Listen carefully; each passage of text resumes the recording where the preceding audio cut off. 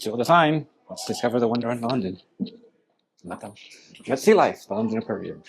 So, we'll see some fishies today. So, I appreciate that this is a bit of a cliche, but whatever. I wanted to make some use of my new Sony α7C Mark II, and I took it to the aquarium. So, that's what we're doing. I was going to do this more as a vlog style, like I normally do the videos, but like a couple of times recently, I wound up not really having that much opportunity to record any pieces to camera. It's quite busy in the aquarium, so there are people around, it's quite noisy, it just wound up not really making sense. So I just focused on taking the Sony, going around and seeing what I could record from the fish, just doing that. And so you've got me for voiceover for a little bit in this one. I'll try and speak a little bit, try, talk about what was going on and things like that, but overall, this is just going to be about the visuals. And to be fair, I think the visuals that I got out of the camera are pretty good. This is, like I say, new camera, recording video with fish. I appreciate there's an element of this that is a bit of a cliche, but I think there's a reason people do it a lot, right? It's really interesting stuff to look at, relatively speaking. There's a lot of movement, a lot of color, very variable lighting conditions. It's a good demo case for a new camera. So, I had an opportunity to go to the aquarium and I took it. So that's what I've been doing with this one. This is all shot in HLG3, which is one of the HLG modes on the Sony. It's 4K 60. So that's another thing we're doing new in this video, is because of the nature of what I want to record with the Sony. It's 60 hertz. Normally I record 30. Previously with my old Handycam, I had everything set to 25 because I could only PAL frame rates. But the α7C Mark II can do NTSC frame rates, so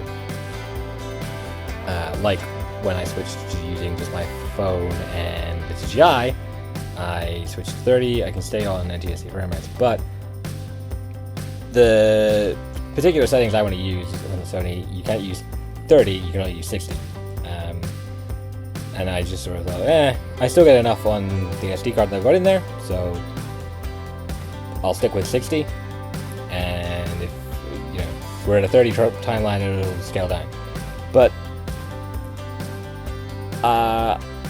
the clarity of the motion is quite nice. Like you'll be seeing it here, and this is something that I don't necessarily have in many other videos, but they're at a lower frame rate.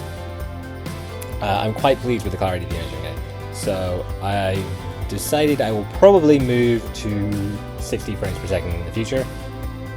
So my DJI Pocket 3 will also move to 60, and so everything will be in 60. So this is the first one in 60.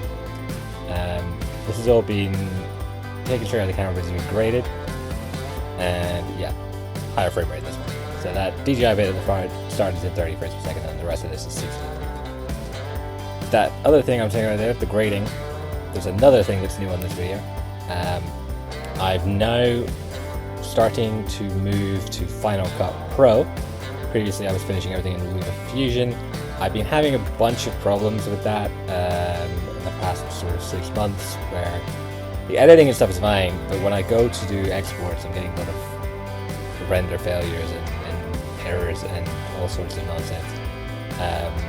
Eventually I'm getting stuff out eventually, but it's having to take multiple tries, and it's proving to be a bit difficult. And I've now got access to Final Cut Pro, so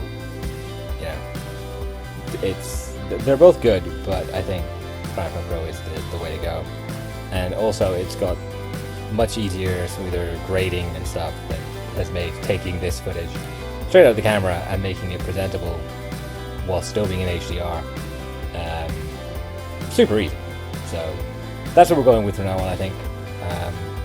I'm going to finish off doing the parts of 34th Tokyo Drift still in LumaFusion, because there's a lot of extra stuff pretty prepared for that series that it just doesn't make sense to try and port over like titling and everything. It just makes sense to finish that there. But going forward, I think anything new, I'll be doing in Final Cut.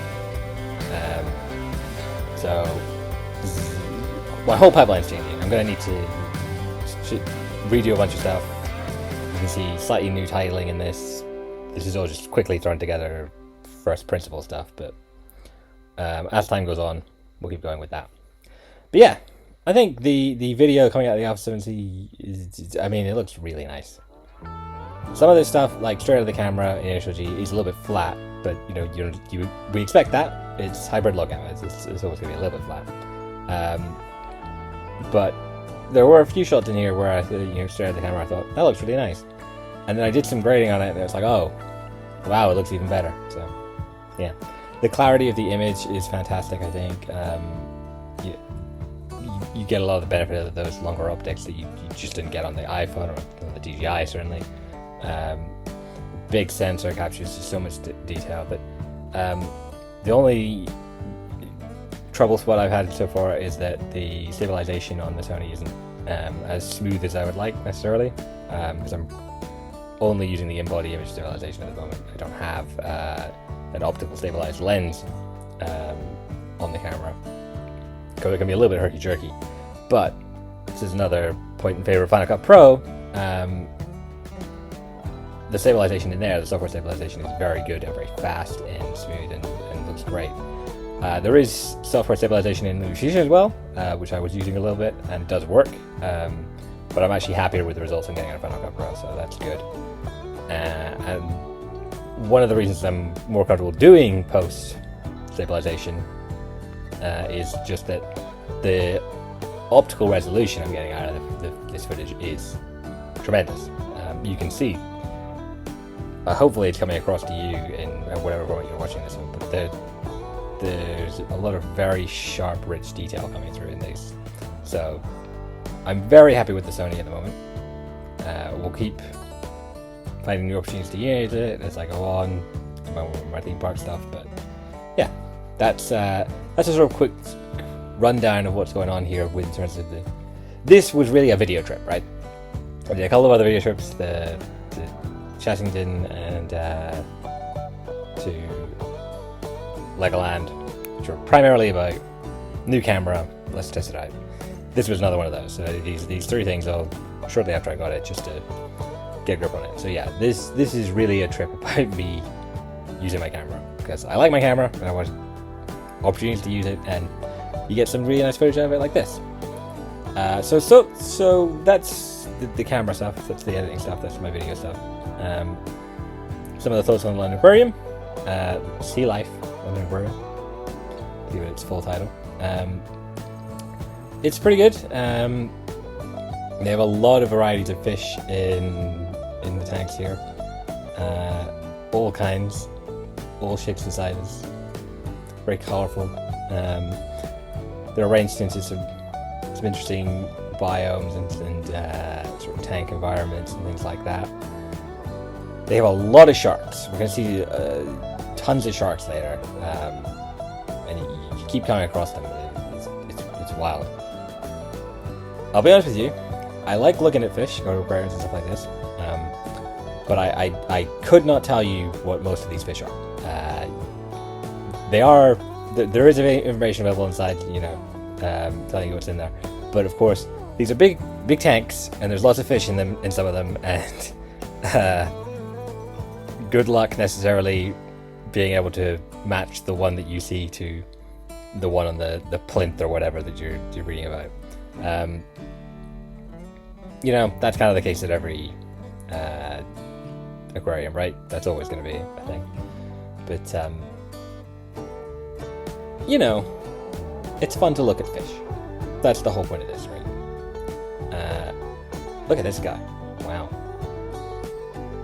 Again, I have no idea what this fish is, but fascinating to look at with the horn right there.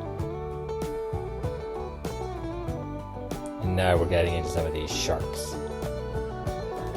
Look at the size of this guy. Right over us here. And stingrays. Is that a manta ray or a stingray? A ray. Let's just say a ray. Yeah. They're really graceful, aren't they? Nice to look at. Yeah. You can see the background there in the undersea tunnel, which is the biggest one in the UK. Undersea? Underwater. It's not the sea, obviously. And we'll be in there in a little bit. Oh look, I found Dory. Yep, I am the person that says that whenever I see Dory. And, well, not Dory, that kind of fish. And I do the same thing with clownfish, and you know. So here we go, we're in the tunnel now. You can see the rays up there. And they're all around you, all the fish. It's not super long. Oh look, we found Dory again. But I think, you know, the tunnel, they make it sound much bigger than it is in the promotional material. It's not that it's unimpressively small or anything, it's just like they make it sound like it stretches on and on and on and on and on. It doesn't really. I like this setup with the old timey diver helmet, and this fish also seemed particularly interested in it, so that was fun to watch.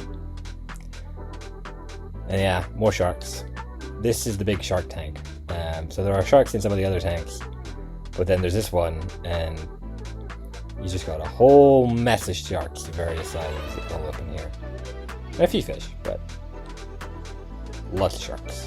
The kids love this bit. You could usually, I had to turn the sound off on all these videos because it's a cacophony of noise. It's a very small, you know, underground area, and there's just a bunch of people talking constantly the whole time. And there's water flowing into tanks and things like that. There's an Easter Island head here. But yeah, this bit in particular with all the sharks, it's just constantly hearing kids going, "Oh wow, oh ooh, ooh, ah," and you know, of course, it's cool. I mean, look at the size of this one. This guy was definitely giving a few people a fright, I think. But you know, that's part of the fun. Kids like to be frightened. There's another one. Ooh. You wouldn't want to come across him unexpectedly, or her. I don't know. Them. Let's go with them. That was quite fast.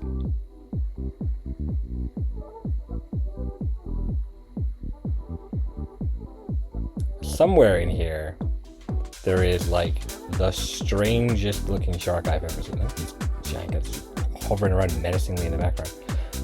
Yeah, somewhere in here there was the strangest looking shark I think I've ever seen. This guy, yeah. Is that a shark or is it?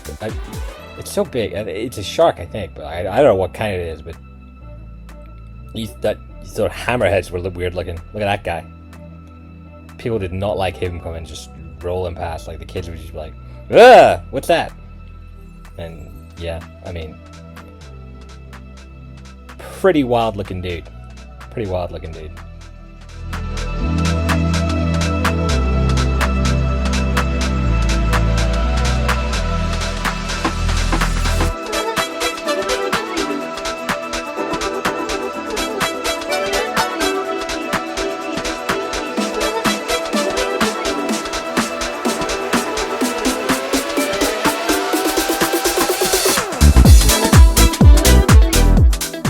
Some of these close-up shots, I mean, you tell me. What do you think of the color and the richness of the crispness of the shots here? I think it looks incredible, personally. Oh, we find Nemo. There you go. See, I told you we'd find Nemo. Look at them. So many Nemos. I guess some of them are probably his dad. Yeah, I mean, I think what we're getting out of the camera here looks really great.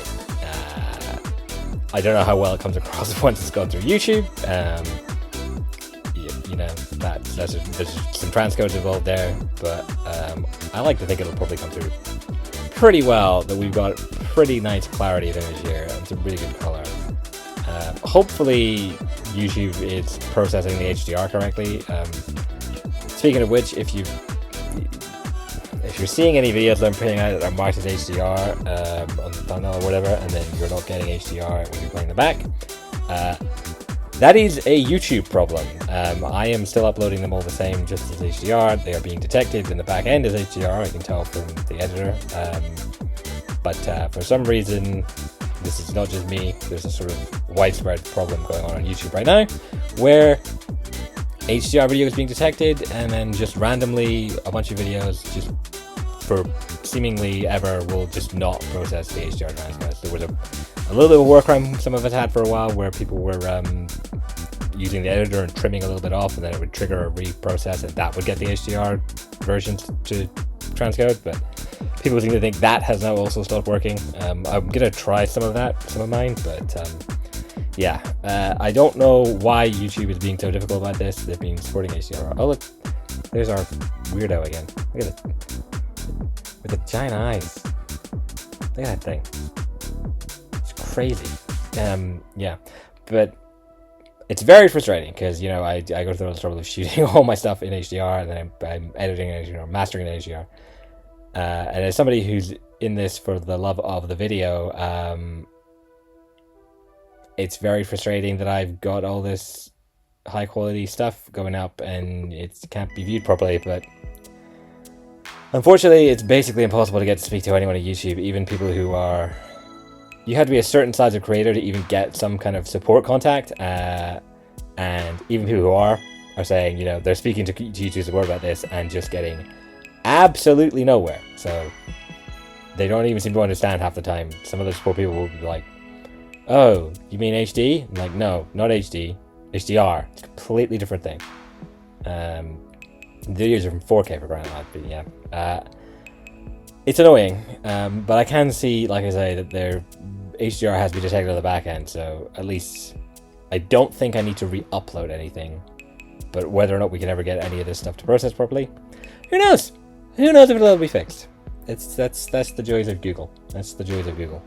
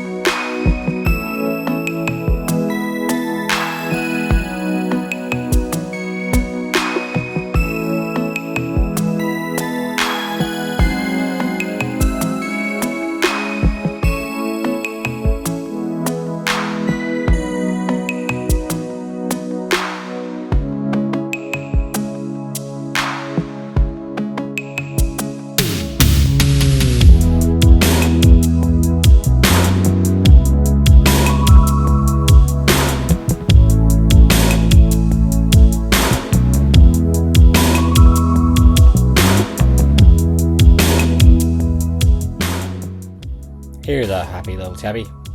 Look at this cute little turtle. Look at him wander across there. Ah, he's cute.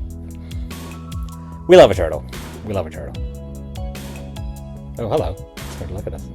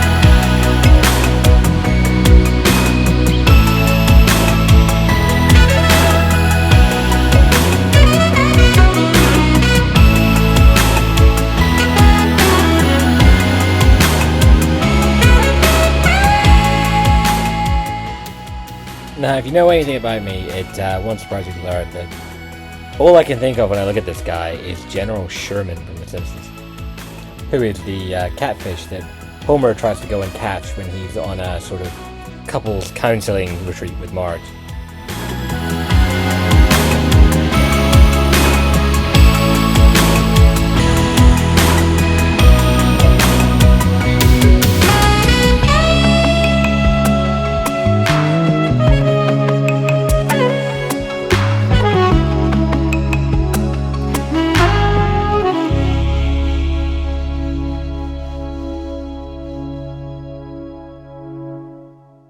Now, get a load of this fella.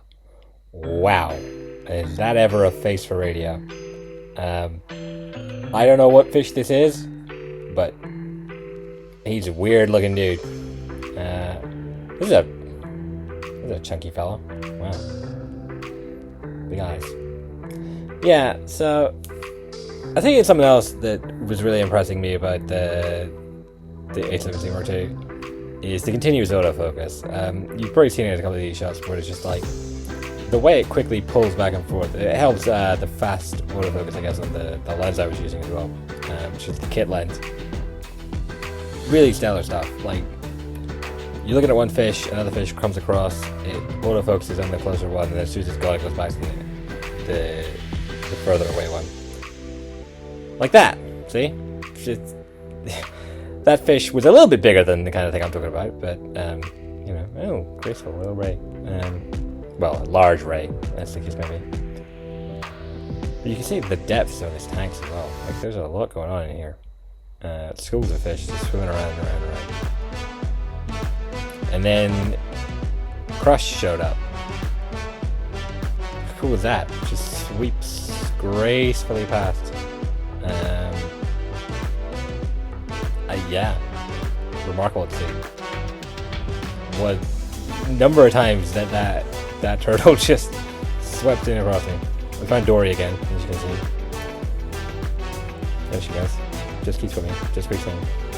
Yeah, that turtle kept buzzing us. There he goes again. And frankly, we were all there for it. Kids loved it.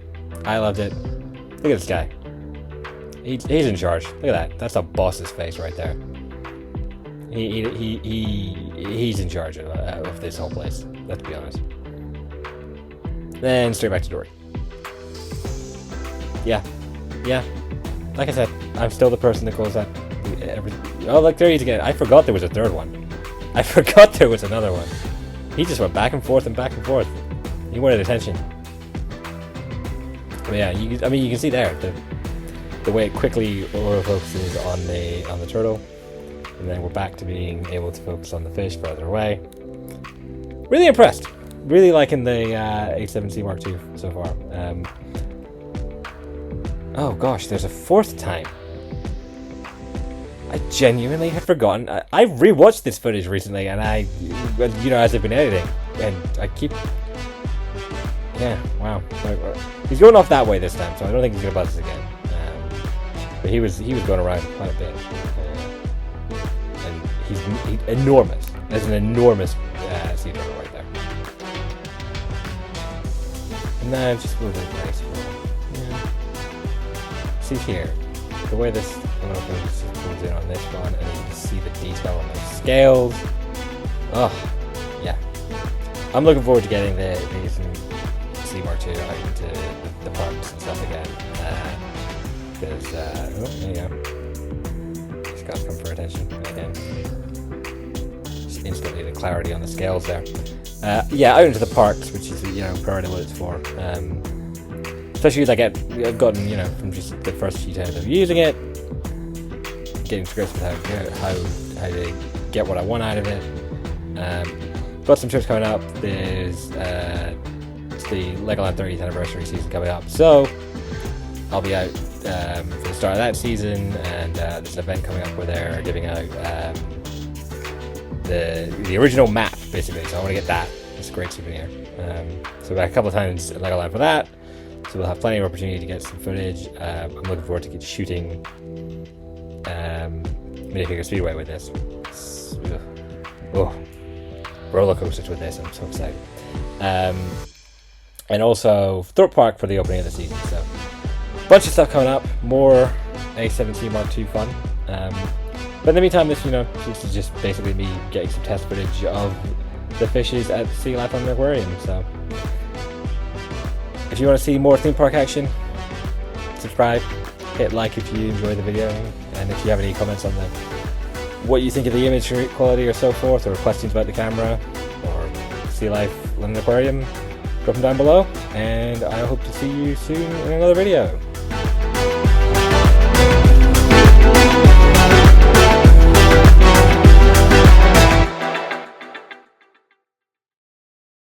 It's a three-pronged attack. Subliminal, liminal, and superliminal. Superliminal? I'll show you. Hey, you! Like and subscribe. Yeah, all right. I'm in.